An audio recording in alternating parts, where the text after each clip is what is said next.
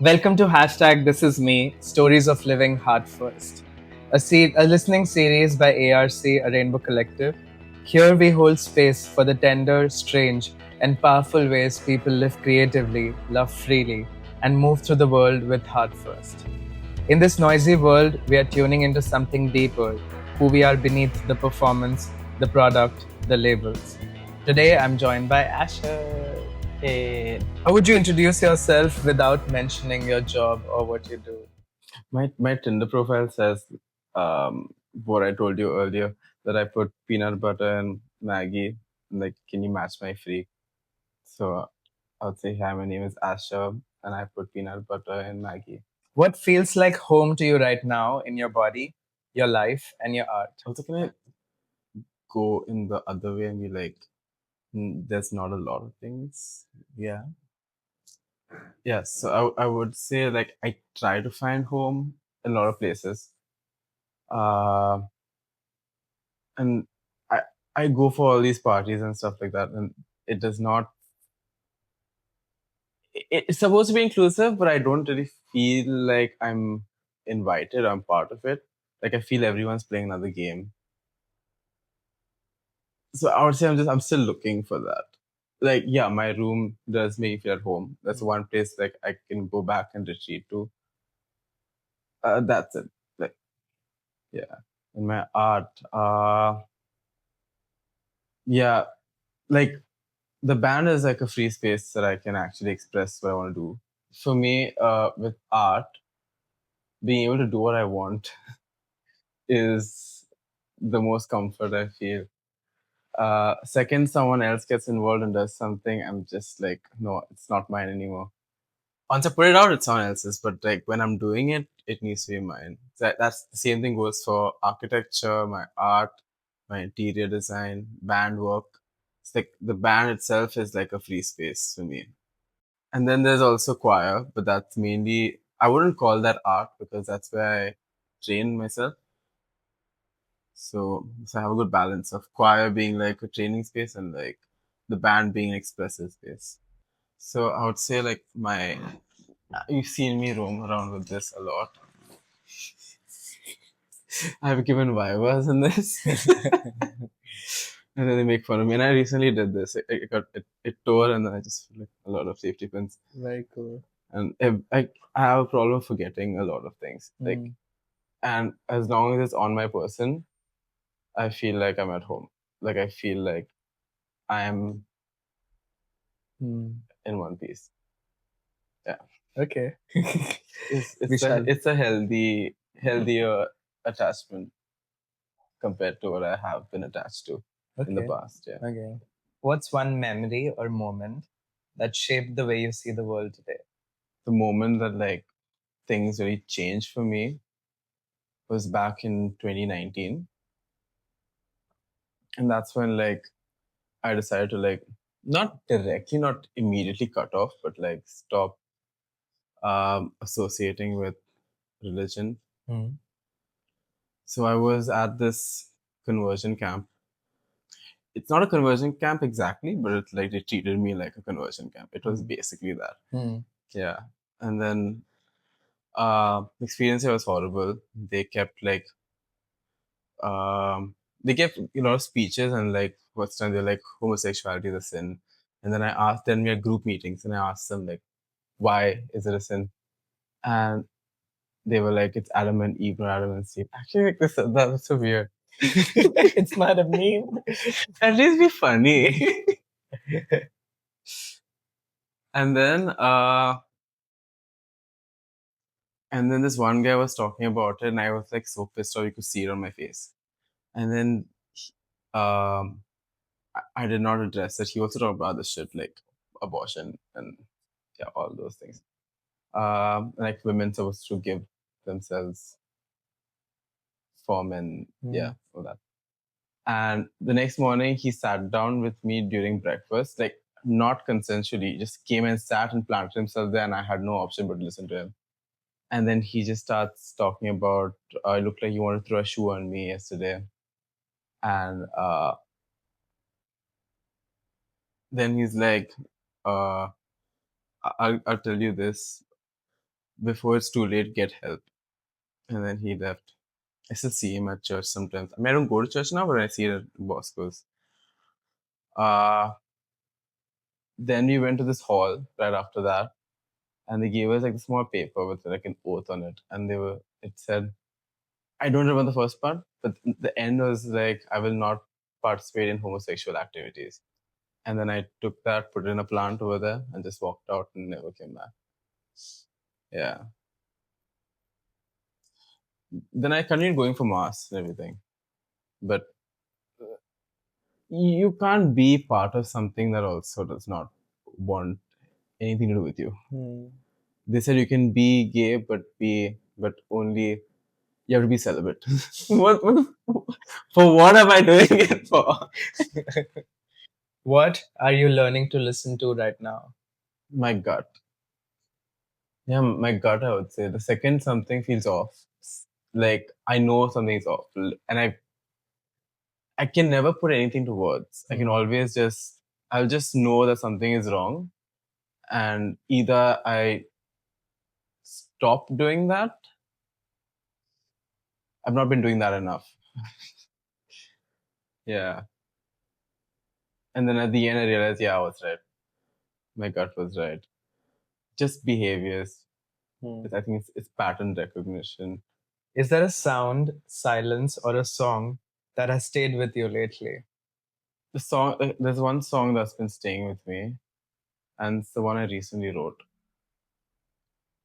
Uh, it it's not about the guy, but he I had this incident with this guy. By incident, I mean like hooked up at his place.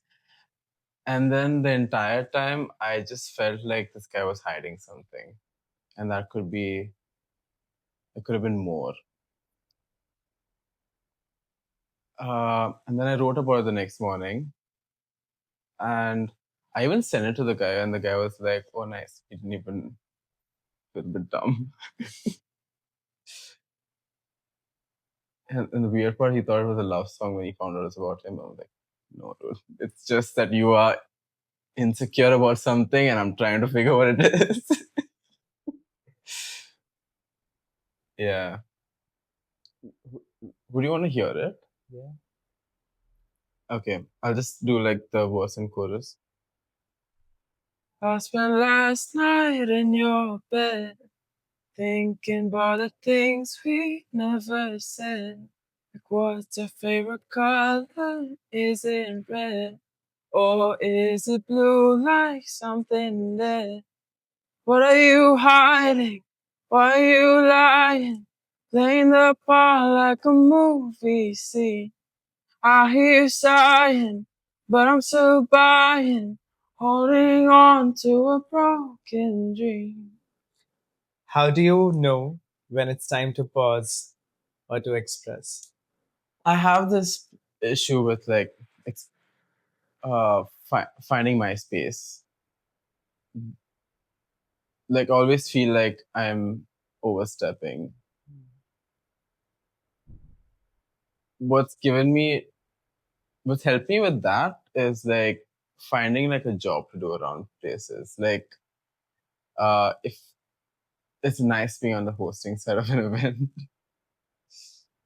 Okay, with the band, that's a good place to talk about that. Um, I am the lead singer, and that means like the spotlight usually falls on me. And in the past, I've always written songs on my own. I've never actually included the band because I cringe a lot, and I don't want them to feel demotivated by like every time I cringe. It's happened multiple times. So now we recently wrote a whole album. Uh, it's part of the synesthesia thing, and I had all these things. I planned a lot of audios that I've already recorded. I was supposed to use those, but then I decided, look, I'm just going to scrap those out. I'm going to get the band in and made them play something. And then I mouthed something. I still wrote the stuff, but like with some discussion from them. Yeah. Like the idea of what the topic would be. And then I wrote something. to pause. So I go to the gym every day now, almost every day, and because I know that if I go every day, I will start really hating the gym. So I keep one day in the week to go cycling, and then I cycle on the beach and do a whole trip alone, and that's the only time I can be. That's my pause time. How does your queerness or your way of being different show up in how you live and create? Very obvious signs is like I do paint my nails. It's not great around, and my toenails. Yeah. And I wear slippers also, so you can always see them. I don't. I'm not. I don't think I'm like very conventional with the whole with my queerness, and that has a lot to do with the way I feel about myself and the pressure that's in the community around me. Like I mentioned earlier, I feel like everyone is playing some game that I can't, like I'm not invited to. I don't know the rules to, and I can't perceive myself. So yeah, I'll call myself a fairy sometimes. Not that I prefer the quiet all the time, but I do uh, look for quite unconventional things, and uh, that's not just in the way I present myself, but also in my art. Like in architecture, my work is usually quite different from everyone in class, and that's because I'm always looking for something to stand out or looking for something to speak for itself, and not like just taken from Pinterest or something like that. What's one moment of creative freedom that you hold close? Like I can really appreciate when I get freedom, and then when I get too much freedom, I can also like not appreciate it. So one time I actually got freedom to express myself was through my thesis project. It's called the Transgender Empowerment Center, Garima Graha Reimagined. So the typical Garima Graha setup, but like understanding very niche needs of the trans community.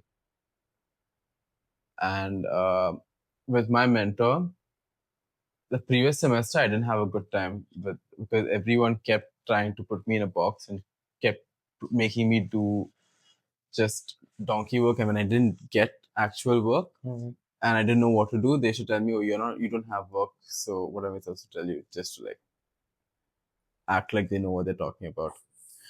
Uh,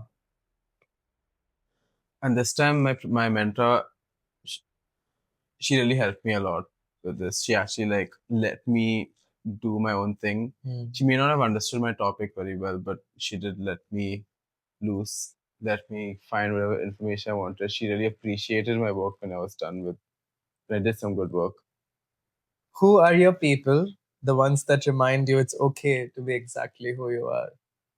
I don't have any celebrity, anyone like higher up because everyone disappoints me at the end.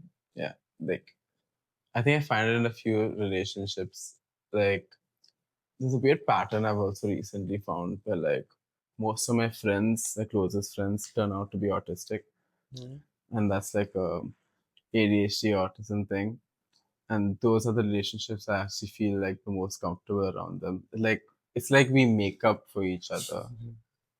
So I think in those spaces, like I actually feel validated. I mean, it's not all autistic people. I mean, like my friends. So. What are you weaving right now, personally, creatively, and communally? Communally, I am working on. Uh, I'm working on this thing called Mic Check. Uh, have you heard about it? Yeah. So it's like an open mic event that happens in Panjim once a month. And Panjim didn't have any spaces, and I wanted those spaces, and I realized that if I have to travel all the way up north, why not just start one myself? So I got my friend Zuleka, and the two of us have just been hosting this. It's the second one recently happened at Frezal. Yeah, that's one thing I'm building on, and the band as well. The workshop we're going to host more. and the album coming out. And that's also a creative space for me. That album itself is going to be one creative venture. And I'm also designing like a restaurant. So that is something it's a long project, but it does have my creative influence in it. So I'm excited for that.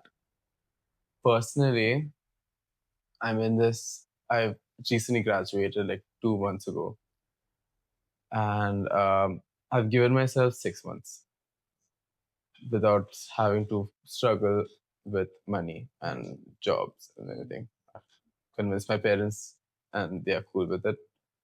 And in this time, I'm just working on my mental health, my physical health, because architecture ruined that. Like it went from, um, I think in the start I must have been 75, and then it just went to 82 or something, my weight, and even my physical health, like multiple organs failing and shit like that. So yeah, now I've been eating well. I've been going to the gym every day, therapy. Yeah, that's about my life for now. What's something you've unlearned that's helped you live more freely? So I read this thing in a book that said you can't expect everything from one person. And they were talking in like a relationship kind of way, but uh, that is that's something I've recently inculcated, where I stop asking people to give me more than what they can give, Mm-hmm. and that's really helped me out recently, like with the band, with the mic check thing, with my own relationship with my parents as well. Finish this sentence. This is me, and I dot dot dot. I'm trying. This is me, and I am trying. Thank you, Asher, for letting us into your world, your heart, and your creative rhythm. Do you want to introduce yourself and what you do in your professional life? And Hi, my name is Asher, and I'm an architect. And right now, I'm doing a lot of side quests. to everyone tuning in, thank you for listening, feeling, and being here.